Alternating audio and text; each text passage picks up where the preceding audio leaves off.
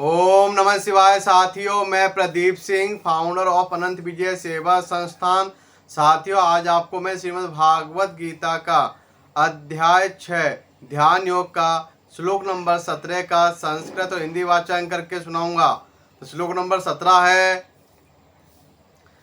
युक्ताहार विहारस्य युक्त चेतस्य कर्मसु युक्त स्वप्नावबोधस्य योगो भवति दुःखः।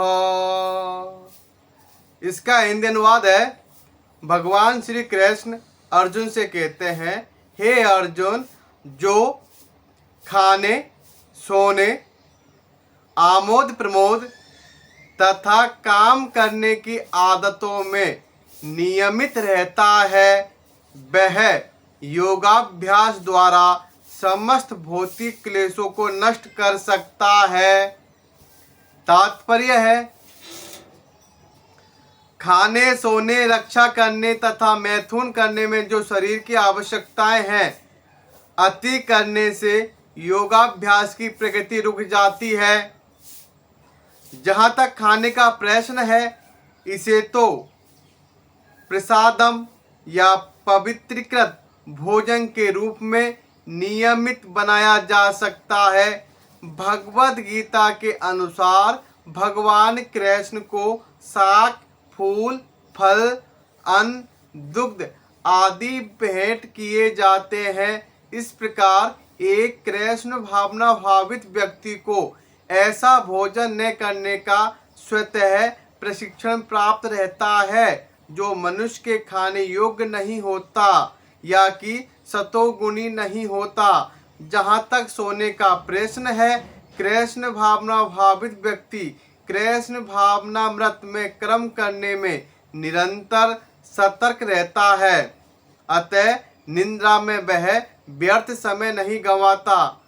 अव्यर्थम कालत्वम कृष्ण भावना भावित व्यक्ति अपना 1 मिनट का समय भी भगवान की सेवा के बिना नहीं बिताना चाहता, अतः वह कम से कम सोता है।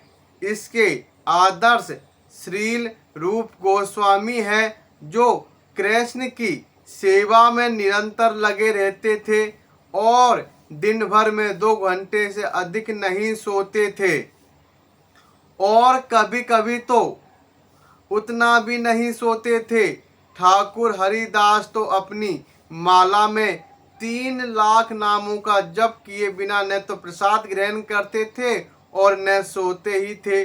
जहाँ तक कार्य प्रश्न का है, कृष्ण भावना भावित व्यक्ति ऐसा कोई भी कार्य नहीं करता जो कृष्ण से संबंधित न हो। इस प्रकार उसका कार्य सदैव नियमित रहता है और इंद्रिय तृप्ति से अदूषित।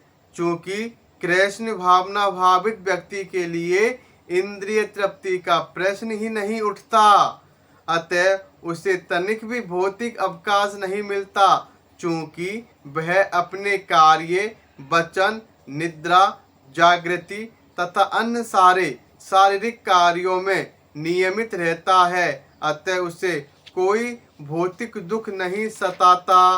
तो श्लोक नंबर 17 का संस्कृत और हिंदी वाचन यह है।